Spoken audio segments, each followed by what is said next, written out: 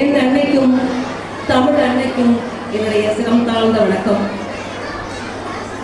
உண்மையிலே எல்லாரையும் பார்க்கும்போது ரொம்ப ஒரு மகிழ்ச்சியா இருக்கு.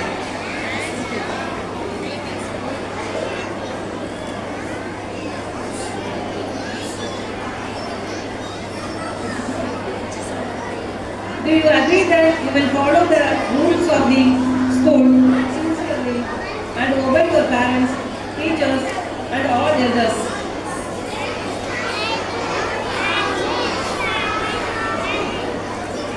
Do you agree that you will learn your lesson systematically and take part in all activities of the school enthusiastically? Do you agree that you will bloom into flowers, spreading the fragrance of love, truth, self-respect and discipline? Do you agree that you will become a good citizen and contribute to the prosperity of our country? Do you agree that you will safeguard the environment?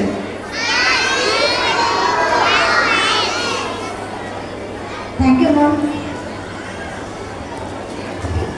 சிந்திக்க நேரமின்றி சிறகடித்து செயல்படவும் நேரமின்றி பரபரப்போடு பயணப்பட்டுக் கொண்டிருக்கும் இன்றைய காலகட்டத்தில் சில மணி நேரம் ஒதுக்கி எங்கள் அழைப்பை ஏற்று இந்த பட்டமளிப்பு விழாவிற்கு சிறப்பு விருந்தினராக வருகை தந்து சிறப்பித்துக் கொண்டிருக்கும் சென்னை உயர்நீதிமன்றத்தின் மதுரை அமர்வுக்கான மாண்புமிகு உயர்நீதிமன்ற நீதிபதிகளின் நேர்முக உதவியாளர் 2020 ஆண்டிற்கான தமிழ்நாடு அரசின் தூய தமிழ் பற்றாளர் விருதினை தேனி மாவட்டத்திற்காக பெற்ற பெருமைக்குரியவர், தமிழ் பணி செம்மல், தமிழ் சுடர் ஆகிய விருதுகளுக்கு சொந்தக்காரர், கவிஞர், பட்டிமன்ற மற்றும் தன்னம்பிக்கை பேச்சாளர் என பன்முகம் கொண்ட தமிழ்மிகு டி. ராஜபிரபா அவர்களை சிறப்புரையாற்றி சிறப்பிக்க அன்புடன் அழைக்கின்றோம்.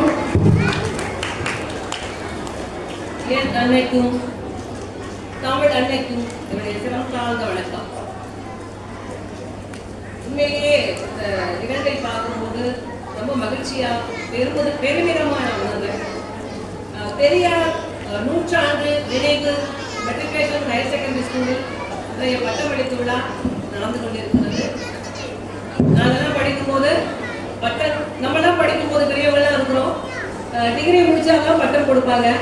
இன்னைக்கு பள்ளி குழந்தைகளுக்கு பட்டம் வாங்குவது என்பது அவர்களுக்கான ஒரு உந்துதலாக நான் பார்க்கிறேன். மிகவும் பெருமிதமாக இருக்கிறது. பட்டம் பெற்ற ஒவ்வொரு குழந்தைக்கும் என்னுடைய பாராட்டுகளும் வாழ்த்துக்களும்.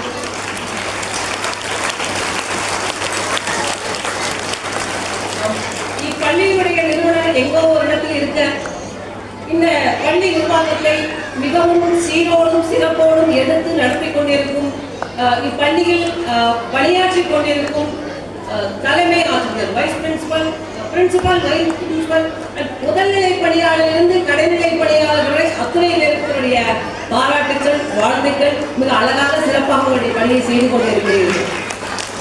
இப்படிப்பட்ட ஆசிரியர்கள் தான் நம்முடைய நாட்டிற்கு தேவை. அவங்களை நம்பி அனுப்பினா கண்டிப்பாக இங்க படிக்கிற மாணவர்கள் நன்றாக வருவார்கள் என்பதை இங்கு படிக்கின்ற மாணவர்களை பார்த்தே நான் தெரிந்து கொண்டேன். அத்துணை ஆசிரியர்களுக்கும் என்னுடைய பாராட்டுக்கள். இது பெரியார் 100 நினைவு பள்ளி. கலைவாணர் அரங்கத்தில், கலைவாணன் என்று பேசிய அரங்கத்தில் உங்களுடைய குழந்தைகள் எல்லாம் நடனமாடியதை பார்க்கும்போது ஒரு வரலாற்று புகழ்மிக்க ஒரு இடத்தில் உங்கள் பிள்ளைகள் எப்படி நடனமாடியதை பார்த்து நீங்கள் மகிழ்ந்தீர்களோ அதே மகிழ்வை அப்படிப்பட்ட ஒரு அரங்கில் நான் ஒரு சிறப்பு அழைப்பாளராக அழைக்கப்பட்டிருக்கிறேன் என்பதை நினைக்கும் போது உண்மையிலே பெருமகிழ்ச்சி அடைகின்றேன். இந்த கலைவாணர் அரங்கத்தை பார்க்கும்போது நான் ஒரு நிகழ்வு படிச்சு பார்த்தேன். பெரியார் அவர்களுக்கும் கலைவாணர் எஸ். கிருஷ்ணன் அவர்களுக்கும் உறவு எப்படின்னு சொல்லிட்டு பார்த்தேன். அவர்கள் ஒரு முறை 1947 ஆண்டு இந்தியா விடுதலை பெற்ற போது எஸ். கிருஷ்ணன் அவர்களை ரேடியோல ஒரு நிகழ்ச்சி ஒளிபரப்புறதுக்காக ரேடியோ கேட்டிருந்தாங்க. அப்போ விடுதலை நாள் விழா பற்றி அதில் விடுதலைக்காக யாரெல்லாம் பாடுபட்டாங்க அப்படின்லாம் சொல்லி அவர்களை பற்றிய ஒரு குறிப்பை தரக்கூடிய ஒரு நிகழ்வு. அந்த நிகழ்வில் பெரியாருடைய பெயர் தரப்படவில்லை என்பதற்காக அந்த நிகழ்வையே நடத்த மாட்டேன் என்று சொல்லி கலைவாணர் அவர்கள் புறக்கணித்திருக்கிறார் என்று சொன்னால் பெரியார் அவர்களுக்கும் எஸ். கிருஷ்ணன் கலைவாணர் அவர்களுக்கும் உள்ள நட்பையும் உறவையும் நாம் தெரிந்து கொள்ளலாம். இத்தனை சிறப்பு மிக்க ஒரு அரங்கில் உங்கள் பிள்ளைகள் எல்லாம் படிப்பதற்கும் நீங்கள் பெருமிதம் கொள்ளுங்கள். குட்டீஸ்லாம் உட்காந்துருக்கீங்க, எல்லாருக்கும் வணக்கம். குட்டீஸ்க்கெல்லாம் வணக்கம். வணக்கம் சொன்னா என்ன சொல்லணும்? காலையில சாப்பிட்டீங்களா? யார் இட்லி சாப்பிட்டீங்க? கை தூக்குங்க. யாரெல்லாம் தோசை சாப்பிட்டீங்க? வேற என்னதான் சாப்பிட்டீங்க? அந்த உணவை உங்களுக்கு செய்து கொடுத்தது யார்? அம்மா. எல்லா வீட்லயும் அம்மா தானா? பாட்டி. அப்பாலாம் தோசை ஊத்தி கொடுக்கலையா? நிறைய வீட்டுல அப்பாலாம் சமைக்கிறாங்க. ஓகே. அப்போ உணவு சமைத்து கொடுத்த இன்னைக்கு வந்து பட்டம் வாங்கிட்டு போறீங்க இல்லையா? பட்டம் வாங்கிட்டு என்ன சொன்னீங்க எல்லாருக்கும்? 9 மேம் சொன்னீங்களா?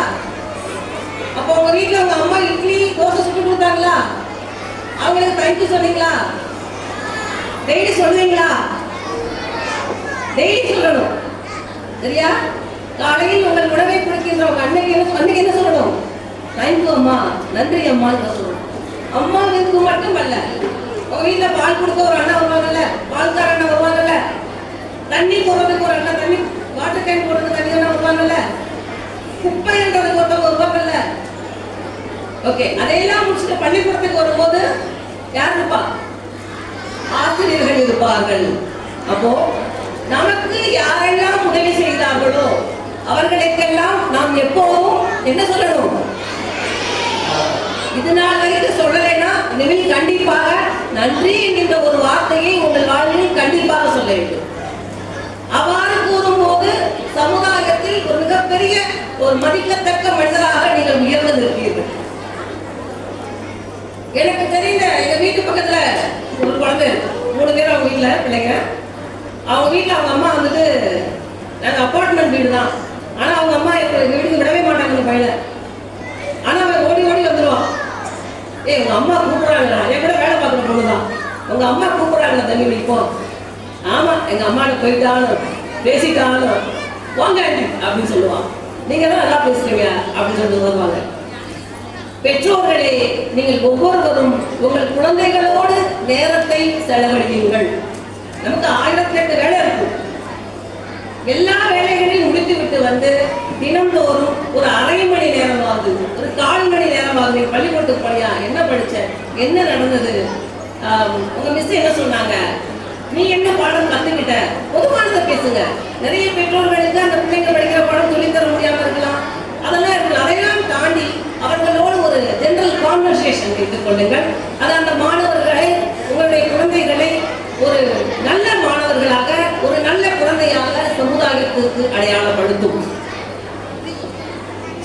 இன்னைக்கு எல்லாருமே அலைபேசியில் மூழ்கி கிடக்கிறோம். எல்லாருமே இப்ப சொல்லக்கூடிய ஒரு குற்றச்சாட்டு என்னன்னா, அலைபேசியில் மூழ்கி கிடக்கிறோம். முன்னாடி எல்லாம் என்ன பண்ணுவோம் அப்படின்னா, பெரும்பாலும் ஓர் அறையில் தான் குடும்பம் நடத்தி இருப்பாங்க. நிறைய பேர் இருக்காங்க, பெரியவங்களா இருக்கிறாங்க. அம்மா முன்னாடி படுத்திருந்தா கடைசியில் அப்பா படுத்திருப்பாரு, நடுவில் 3 குழந்தைகள் படுத்திருக்கும். எல்லோரும் ஒரு அரவணைப்போடு ஒரு குடும்பத்தை நடத்தி கொண்டிருந்தார்கள். இன்னைக்கு ஒரு வீட்டுல ஒரு எப்படினாலும் ஒரு அறை, ஒரு கால் இருந்தா இன்னொரு அறை வேணும்னு சொல்லி கட்டாயம் பார்த்துக்கிறாங்க. அந்த அறையில் குழந்தைகள் அலைபேசியை அணைத்துக் கொண்டு உறங்கிக் கொண்டிருக்கிறார்கள். ஆனால் பெற்றோர்களுக்கும் அவர்களுக்குமான உறவு என்பது இன்று துண்டிக்கப்பட்டுள்ளது. சிந்தியுங்கள் பெற்றோர்களே, தயவு செய்து அலைபேசியை அணைத்து வைக்க சொல்லிவிட்டு நீங்கள் உங்கள் குழந்தைகளை அணைத்துக் கொண்டு உறங்குங்கள். அது சமூகத்தில் மிகச்சிறந்த குழந்தையாக உங்களுக்கு. அது எல்லாத்துக்கும் மேல இன்றைய குழந்தைகள் எல்லாம் மிகவும் விவரமானவர்கள், சாதுரியமானவர்கள், நம்மளையெல்லாம் மிஞ்சக்கூடிய அளவிற்கு புத்தி கூர்மையுடையவர்களாக இருக்கிறார்கள். இதுக்கு உதாரணத்துக்கு ஒரு கதை சொல்லலாம் அப்படின்னு நினைக்கிறேன். ஒரு முறை ஒரு குழந்தை வந்து நாய் வளர்த்துட்டு இருக்கு. நீங்க நாய் வளர்த்துறீங்க, அவங்க கிட்ட நாய் இருக்கா? நாய் இருக்கா? யாருக்கு நாய் இருக்கு? சரி, பக்கத்துல பூனைலாம் இருக்கா? ஓகே, தெருநாயாவும் இருக்கும்ல, பாப்பீங்கல்ல. ஓகே, ஒரு குழந்தை ஒரு வீட்டில் ஒரு நாயை வளர்த்து கொண்டிருக்கிறது. ஒரு நாள் அந்த நாய் வந்து செத்து போச்சு. செத்து போனதும் அந்த குழந்தை அழுதுகிட்டே இருந்தது. ஏன் இப்படி அழுத? நாய்க்கு முடியல, உடம்புக்கு முடியல, செத்து போயிடுச்சு, ஏன் பாப்பா அழுதுன்னு அவங்க அம்மா அப்பா எவ்வளவோ சொல்லி கன்வின்ஸ் பண்ணியிருக்காங்க. ஆனா அந்த குழந்தைய வந்து கன்வின்ஸே ஆகல. சரி, ஒரு மனநல மருத்துவரிடம் சென்று அந்த குழந்தைய கூட்டிட்டு போறாங்க. எப்படின்னா அழுகைய இந்த மாதிரி பண்ணுதே, என்ன பண்ணலான்னு சொல்லிட்டு. அப்ப அந்த மனநல மருத்துவர் சொன்னாராம் அந்த குழந்தைகிட்ட, பாப்பா இங்க பாரு, போன வாரம் என் தாத்தா செத்து போயிட்டாரு, அதுக்கு நான்லாம் அழுதுனா, இங்க பாரு நல்லா தானே இருக்கேன், நீ வந்து ஏன் இப்ப நாய்க்குட்டி தந்ததுக்கே அழுகுற? அதுக்கு அந்த குழந்தைய கேட்டுச்சான், நீங்க நான் நாய்க்குட்டிய குட்டியில இருந்து வளர்த்தேன், நீங்க உங்க தாத்தாவை குட்டியில இருந்து நீங்க தான் வளர்த்தீங்களா அப்படின்னு சொல்லி கேட்டுச்சாமா. இது எவ்வளவு? உங்கள் பிள்ளைகள் எல்லாம் புத்தி கூர்மை உடையவர்களாக இருக்கிறார்கள். அவர்களுடைய புத்தியை தீர்க்க வேண்டியது உங்களுடைய கடமை. சீவி விட்டுக்கிட்டே இருக்கணும், நல்லதை சொல்லிக்கிட்டே இருக்கணும், நேர்மறை எண்ணங்களை அவர்கள் மனதில் விதைத்துக் கொண்டே இருக்க வேண்டும். நேர்மறை எண்ணங்களை விதைக்கும் போது அவர்கிட்ட கிடைக்கும் நினைச்சுனா வெளியே போயிடும், நல்ல மகிழ்ச்சியா இருப்பாங்க, நல்ல சந்தோஷமா இருப்பாங்க, நல்லா உறவாடலாம். அவர்களுக்கு வேண்டுமெல்லாம் நீங்க இதெல்லாம் செஞ்சு கொடுங்க. ஆனா எது தேவையில்லையோ அதை அழுதாலும் பரவாயில்ல, அடம் பிடிச்சாலும் பரவாயில்லன்னு கொடுக்காம விட்டுருங்க. அதுதான் நல்லது. பொதுவா என் பெயருக்கு நிறைய பேர் என்ன கேட்பாங்க, இன்னைக்கு நிறைய பேர் குழந்தைகள் எல்லாம் பட்டம் வாங்கினாங்க. புலனெழுது யாழெழுது என்ப தம் மக்கள் மழலை சொல் கேளாதவர் அப்படின்னு சொல்லுவாங்க. ஒரு பெண், அதுக்கு குழந்தை இல்லாட்டாலும் பரவாயில்ல, 10 குழந்தை இருந்தாலும் பரவாயில்ல, திருமணமே ஆகாத ஒரு பெண்ணாக இருந்தாலும் எப்படியா இருந்தாலும் பரவாயில்ல, எந்த பெண்ணிற்கும் அந்த மழலையின் சொல் என்பது அழகுதான். இன்னைக்கு இவங்கெல்லாம் ஆடும்போது தேவலோகத்தில் தேவதைகள் ஆடியது போல நான் அவ்வளவு அழகா ஆடினாங்க, அவ்வளவு அழகா ஆடினாங்க. நிறைய பேர் என்னுடைய பெயருக்கு பின்னால் இருக்கின்ற பட்டங்களை எல்லாம் பார்த்து கேட்பார்கள், ஏன் இவ்வளவு பட்டம் படிச்சிருக்கீங்கன்னா. இன்னொரு 2 பட்டத்தை நான் சொல்லல, சரி பேரை விட பெருசா பேருக்கு அப்படின்னு சொல்லிட்டு நான் சொல்லல. ஏன் இவ்வளவு பட்டங்கள் வாங்கி இருக்கிறீர்கள் அப்படின்னு சொல்லுவாங்க. பெருமைப்பட்டுக் கொள்வதா, இல்ல நீங்க இதை படிச்சா உங்களுக்கு என்ன ப்ரமோஷன் வர போதா, இல்ல உங்களுக்கு என்ன இன்கிரிமெண்ட் கொடுக்க போறாங்களா, எதுவுமே கொடுக்க போறதில்லை, பிறகு எதுக்கு இத்தனை பட்டங்களை படித்து வைத்திருக்கிறீர்கள் என்று கேட்பார்கள். நான் எதை பற்றியும் சிந்தித்தெல்லாம் படிக்கவில்லை, நாம் இயங்கிக் கொண்டே இருக்க வேண்டும். இயங்கிக் கொண்டே இருப்பதற்கு ஒரே துணையாக இருப்பது கல்வி மட்டும்தான். இன்று பட்டம் பெற்றிருக்கின்ற குழந்தை செல்வங்கள் யாருக்கெல்லாம் டாக்டர் ஆகணும், யாருக்கெல்லாம் மருத்துவராக வேண்டும், யாருக்கெல்லாம் ஆராய்ச்சியாளராக வேண்டும், யாருக்கெல்லாம் இப்பள்ளியிலேயே ஆசிரியராக வேண்டும். ஆசிரியர்கள் பார்த்துக்கணும், ஆசிரியர்கள் பார்த்துக்கங்க. நீங்கள் எதுவாக வேண்டும் என்று நினைக்கிறீர்களோ அதுவாகவே ஆக எல்லாம் வல்ல இயற்கை உங்களுக்கு துணை நிற்க என்னுடைய வாழ்த்துக்களும் வணக்கங்களும். குழந்தைகளோடு குழந்தையாகி ஒருவேளை நீங்கள் நினைத்த மருத்துவராகவோ நீங்கள் நினைத்த ஆசிரியராகவோ ஆக முடியல அப்படிங்கிற பட்சத்துல அதற்கு மாற்றாக ஒரு வேலை கிடைத்தால் அதனையும் ஏற்றுக்கொள்ள தயாராக இருக்கும். சரியா? நாம் என்ன நினைக்கிறோமோ அதான் நடக்கும். அவ்வாறு நடக்காத பட்சத்தில் அதற்கான மாற்று வழிகளையும் ஏற்றுக்கொள்ள தயாராக இருங்கள்.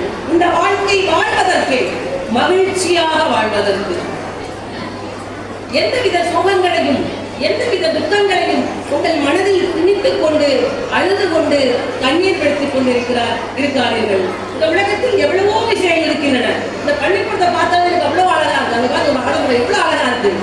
இந்த பள்ளிக்கூடத்துல ஒரு டீச்சர் எப்படியாவது சொன்னாங்கன்னு வச்சுக்கோங்க, ஏதாவது சொன்னாங்கன்னு வச்சுக்கோங்க, கொஞ்ச நேரம் இந்த ஆடம்பரத்தை போய் உட்கார்ந்து பேசி குழம்பு சொல்லிட்டு வந்துருங்க. உங்களுடைய சுகங்கள் எல்லாம், அந்த கவலைகள் எல்லாம் மாறி போயிடும். குழந்தைகளை ஒன்று புரிந்து கொள்ளுங்கள். உங்கள் ஆசிரியர்கள் உங்களை ஏதாவது சொல்லி நீ படிக்கலன்னு சொல்றாங்க அப்படின்னா உங்களுடைய முன்னேற்றத்திற்காக மட்டும்தான் கூறுகிறார்கள். அதை நீங்கள் தவறாக எடுத்துக்கொள்ளாதீர்கள். அவ்வாறு உங்கள் பிள்ளைகள் உங்கள் பெற்றோர்களிடம் வந்து கூறினால் நீங்களும் தேவையில்லாமல் ஆசிரியர்கள் மேல் பணியை சுமத்தி உங்கள் பிள்ளைகளை கெட்ட வழியில் செல்ல துணை நின்று விடாதீர்கள் என்று தாழ்மையான வேண்டுகோளை. ஏன்னா இந்த மாதிரி மாணவர்கள் இருக்கின்ற இடத்துலதான் இந்த மாதிரி கருத்துக்களை நான் முன்வைக்க முடியும். இவ்வாறு பல கட்டங்களை தாண்டி வந்ததால் தான் நான் இன்று ஒரு அரசு பணியாளராக, முதல்நிலை பணியாளராக இருந்து கொண்டிருக்கிறேன் என்று சொன்னால் என்னை வார்த்தெடுத்த ஆசிரியர், பெற்றோர்கள் 2வது தான். முக்கியமான காரணம் யாரா இருப்பாங்க? ஆசிரியர்கள் தான் இருப்பார்கள். அந்த வகையில் என்னை இந்த இடத்திற்கு நிறுத்த வைத்த ஆசிரியர்களை நான் நினைவு கூறி இந்த பள்ளியில் ஒரு நல்லதொரு வாய்ப்பை கொடுத்து பேச வாய்ப்பளித்த அத்துணை ஆசிரியர் பெருமக்களுக்கும் அன்புள்ளங்களுக்கும் நிர்வாகத்தினருக்கும் என்னுடைய பேச்சை செவிமடுத்து கேட்ட பெற்றோர்களுக்கும் மாணவ செல்வங்களுக்கும் நன்றி கூறி விடைபெறுகிறேன். நன்றி, வணக்கம். குழந்தைகளோடு